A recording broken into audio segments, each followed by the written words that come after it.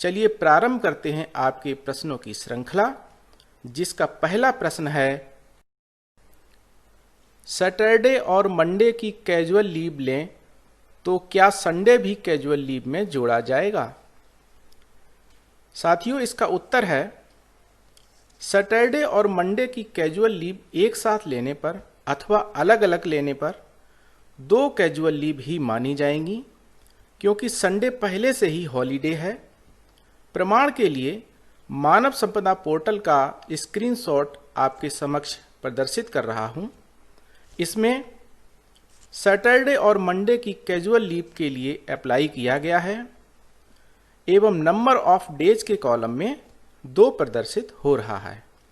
साथ ही ब्रैकेट में रेड कलर से लिखा भी है 1 holiday found in between selected dates. इस प्रकार संडे को कैजुअल लीव में नहीं गिना गया है। अगला प्रश्न है, सैटरडे और मंडे की कैजुअल लीव ली थी, ज्वाइनिंग रिक्वेस्ट कैसे सेंड करूं? इस प्रश्न के उत्तर में मैं बताना चाहता हूं कि सैटरडे और मंडे की कैजुअल लीव यदि आपने एक साथ ली है और आप ट्यूसडे को विद्यालय में उपस्थित हो गए हैं, तो दोनों कैजुअल लीव्स के लिए ट्यूसडे की डेट में आपको एक ही ज्वाइनिंग रिक्वेस्ट सेंड करनी होगी।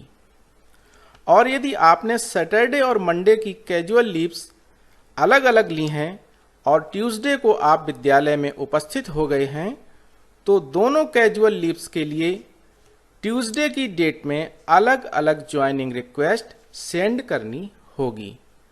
अगला प्रश्न है, पिछले माह ऑनलाइन लीव ली थी, क्या अब ज्वाइनिंग रिक्वेस्ट सेंड कर सकता हूं?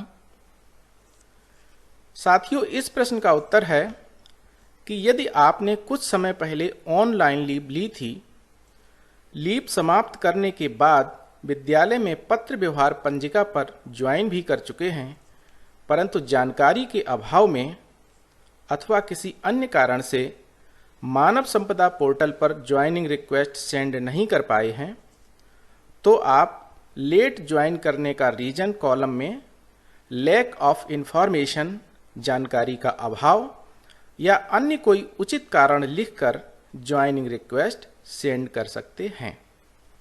अगला प्रश्न है, हाफ डे लीव अलग से मिलती हैं या कैजुअल लीव में गिनी जाती हैं?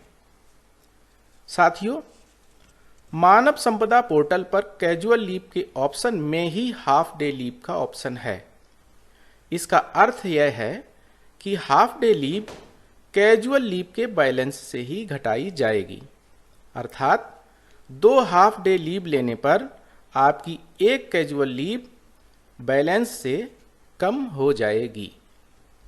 अगला प्रश्न है, मैं असिस्टेंट टीचर हूं, तो रिपोर्टिंग ऑफिसर में किसको सिलेक्ट करूं? साथियों, विभागीय आदेश के अनुसार सहायक अध्यापक, अनुदेशक व शिक्षा मित्रों को अपने प्रधानाध्यापक या प्रभारी प्रधानाध्यापक को रिपोर्टिंग ऑफिसर के रूप में सिलेक्ट करना है, यदि वे कैजुअल लीव के लिए अप्लाई कर रहे हैं। परंतु यदि वे अन्य किसी लीव के लिए अप्लाई कर रहे हैं, तो उन्हें अपने खंड शिक्षा अधिकारी को रिपोर्टिंग ऑफिसर के रूप में सिलेक्ट करना है। जबकि प्रधानाध्यापक या प्रभारी प्रधानाध्यापक को किसी भी लीव के लिए अप्लाई करने के लिए अपने खंड शिक्षा अधिकारी को ही रिपोर्टिंग ऑफिसर के रूप में सिलेक्ट करना है। अगला प्रश्न है, मेरा लीव स्टेटस पेंडिंग शो कर रहा है, मैं कैसे ज्वाइन कर सकता हूं? साथियों, यदि आपका लीव स्टेटस पेंडिंग शो कर रहा है, तो आप अपने खंड शिक्षा अधिकारी से संपर्क कर अपनी लीव को अप्रूव करा लीजिए, क्योंकि लीव अप्रूव होने पर ही सेंड रिक्वेस्ट का ऑप्शन मानव संपदा पोर्टल पर दिखाई देगा और तभी लीव ज्वाइनिंग रिक्वेस्ट आप सेंड कर पाएंगे। अगला प्रश्न है, मेरा लीव बैलेंस 0 है, क्या मैं लीव ले सकती हूं? इस प्रश्न के उत्तर में मैं आपको बताना चाहता हूं कि लीव बैलेंस 0 होने पर आप लीव के लिए अप्लाई नहीं कर सकते हैं। यदि लीव का उपभोग किए बिना आपका लीव बैलेंस 0 शो हो रहा है तो आप अपने खंड शिक्षा अधिकारी से संपर्क कर लीव बैलेंस को अपडेट करा लीजिए। इसके बाद ही लीव लेने के लिए अप्लाई कीजिए। अगला प्रश्न है, ज्वाइनिंग रिक्वेस्ट भेजने के बाद भी ज्वाइनिंग स्टेटस पेंडिंग शो हो रहा है, क्या करूं? साथियों, यदि ज्वाइनिंग रिक्वेस्ट भेजने के बाद ज्वाइनिंग स्टेटस पेंडिंग शो कर रहा है तो इसका अर्थ है कि आपकी ज्वाइनिंग रिक्वेस्ट अभी सक्षम अधिकारी द्वारा अप्रूव नहीं की गई है।